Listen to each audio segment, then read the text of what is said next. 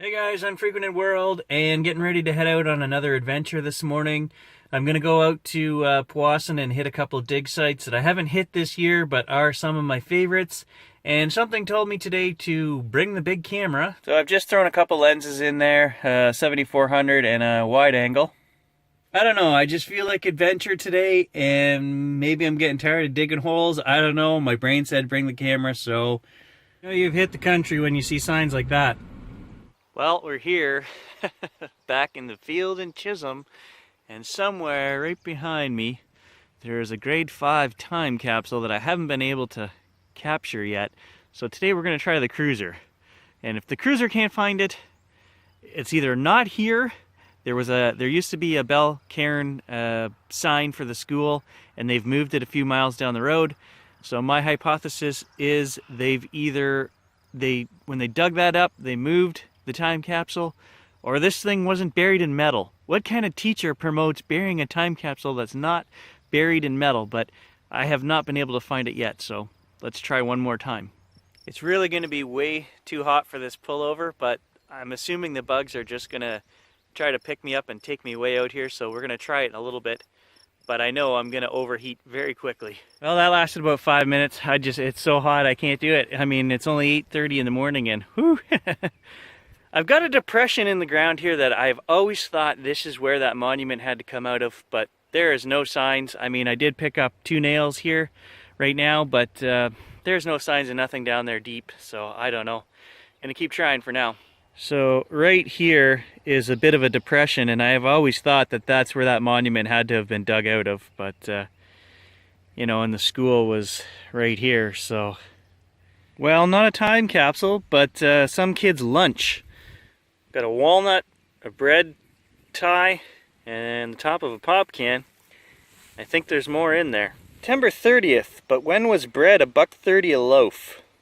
Well, we had the top of the can, a little more digging, and there's the bottom. And nothing in between. Well, down another 4 or 5 inches and another can. And some old plastic bags. This must have been the bury your lunch spot. Some kind of spacer or something. It's not a washer. It's got a little piece on the top there, so I don't know. Well, there's one tree in the yard here, and I thought for sure I was on to something. I thought that would be a great spot to bury a time capsule. Maybe the kids are mistaken. It wasn't the monument. Maybe it was the tree. I got an overload signal right here at the base of the tree. But it was just a piece of plate lying under the grass. I know I shouldn't get disappointed looking for this thing. There's going to be nothing in it anyway. Like, I don't know what are grade 5 kids going to put in there, but it's been one of those things that's been, I'm going to find it. It's on my list and I just can't find it. So I do get a little disappointed. I'm not done yet. We're going to spend another half an hour on this. Yeah, feels like lead to me. It's pretty heavy. No idea what it is though. Probably just part of the drinking water system. Okay, I don't want to get my hopes up or anything here, but there's another indent here. I've moved over. So there's the other tree, and then over here it almost looked like a square indent from where a monument would be sitting. I talked to people before who told me the monument was up by where my vehicle is, and the driveway was there, and they said no, it was just off the driveway. But I've moved 2 bricks out of here and a great big huge rock because I'm getting a really good signal right there under that rock. I mean, if you look at this, it's a straight line and a straight line. You know, it just looks like where a monument would have been sitting. There's a corner right there. And I mean, these rocks, that is one big honking rock. But the monument was cemented out of great big rocks like that. Fingers crossed, I'm going in.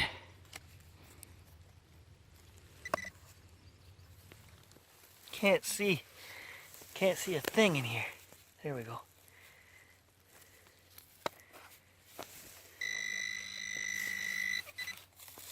Oh, right here. What is that? Oh, what is this? What is this? Are we on to something here? I don't want to get my hopes up. Is that even what's... Yeah. I don't know, but I'm getting excited. Watch, it's going to be junk, and I'm going to have to edit all this out. Sorry, you guys are going to have to see this no matter what, because it's all part of my hunt for this elusive... If this is it, I mean, this is only like 4 or 5 inches long and an inch wide. It's not what I was expecting. Okay, so see what I mean? It's only 5 inches long. It's probably some tool thing or something. It's not even... What is this?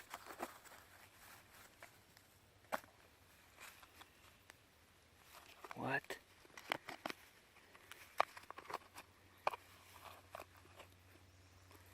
Not it.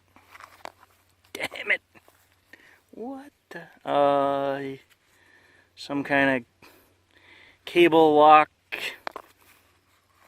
Oh, the disappointment. I was hoping the kids wouldn't have been dumb enough to put something in a little plastic non-waterproof thing anyway, but man, I had oh. Back to the search, I guess. Well, part of an old can, so that's not what we're after. Of course I checked, it's just the top or the bottom of a can, there's nothing else. Well, on that note, the other factor is that nobody can remember where they buried this thing. They think they buried it beside the monument, but nobody's sure, so really it's like a needle in a haystack at this point. I've tried with both previous machines. There are videos on the channel, guys. I come up empty-handed, I don't know, half a dozen times now, so I'm gonna look for some coins and small, cool stuff. Well, it looks like gold, but as far as I know, gold doesn't ring up at 65. I mean, I haven't found any gold at the Kruzer, but not on any of my other machines. Okay, so right there. Look at that. What is that?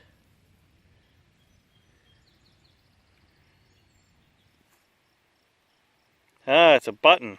So that's actually pretty cool, and I think it's older than I thought originally. So in this field here, I've actually found a 10-carat gold ring, which you wouldn't think out in the middle of farming Prairieville.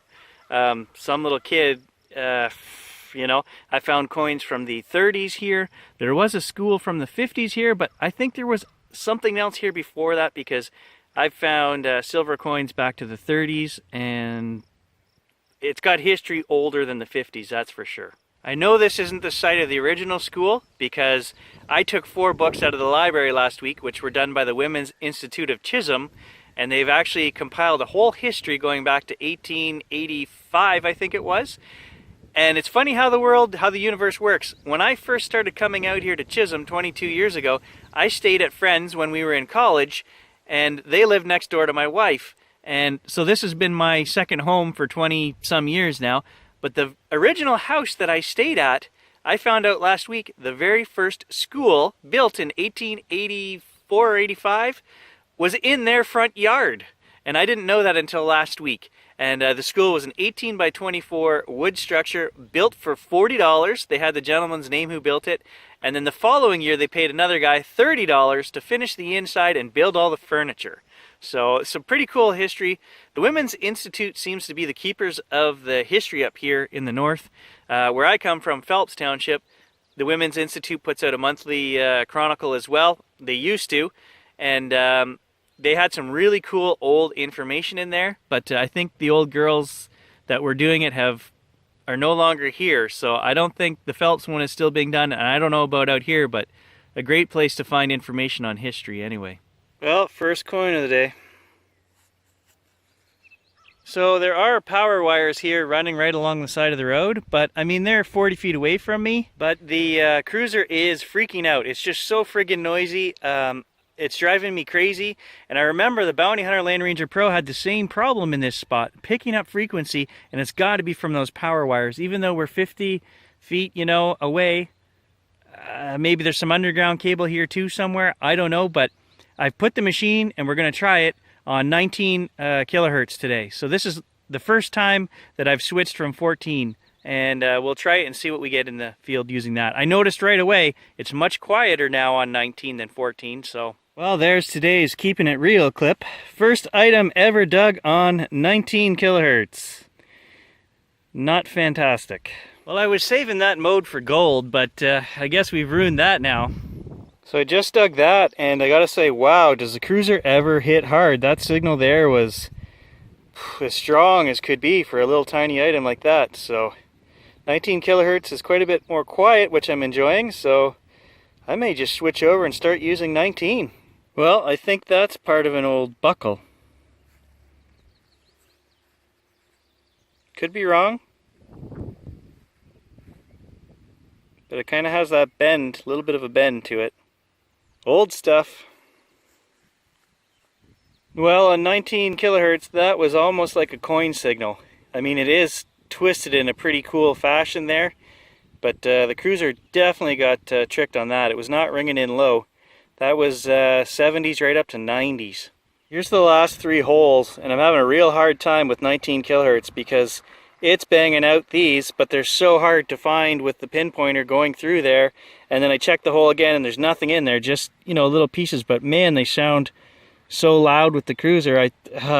I'm having a hard time. It's just, I don't want to say too sensitive, but... Okay, so here's another old button, guys. I've pulled a few of these out of this field. Can anyone tell me the era of these buttons? This one's got nice little ridges on the outside though. And I think it's brass on the top. So another thing to mention about these 2.4 gigahertz headphones is that they don't disconnect. I just walked over to the car to get a drink of water. You know, it's 150 feet away from where I'm digging. And when I used to do that and I had the Bluetooth headset on, after you get about, I don't know, 35 feet away, you'd hear beep, beep, beep, and they would disconnect. And they would, not always would they reconnect when you came back. So sometimes you had to pull out the receiver transceiver, shut it down, and restart them and play with that. There's none of that with these, with this Kruzer headset. It's just, it's there, it's connected. Well, there's the second coin of the day. Definitely a lot more work for the digger with the 19 kilohertz mode. I have to recheck the hole quite often. This field is, it's like cement right now. So in the spring it's clay, and now that we're hitting almost summer, it is, it's so hard to dig. Well, a little needle valve. I actually broke the stem there when I pulled it out. Well, we've got our third coin of the day, and it's a nickel. 1962. I don't know, guys, it is blooming hot. I mean, like sweat dripping in my eyes. This field is like concrete. I don't know how much longer I can go here. I think the farmers of yesteryear would have appreciated the farmer tan I'm working on today, but it's getting close to Oregon shutdown, I think. So I'm gonna try a couple more holes, but it's just, I am dying here. Also time for a new pair of gloves. Well, switching to 19 kilohertz mode, I'm wondering if we should have switched to 5 kilohertz mode when we were looking for the time capsule this morning for the first hour and a half. It's more of an artifact mode from what I understand. Maybe we'll have to come back to this field and try again, but I gotta tell you, the digging right now, I think this is gonna be early next spring. This will be a spot I come back to, but right now it's just like cement. And on that note, I gotta find some shade. So guys, I found some shade and it is fantastic. The birds, the breeze, it smells great. I am just gonna take some time, eat my lunch, and enjoy nature. So until the next video, guys, just a reminder for you to do the same thing. Enjoy your dig site, not just the digging, but if you're out in nature, take some time to just sit and enjoy and relax. That's what it's all about. We'll catch you in the next video.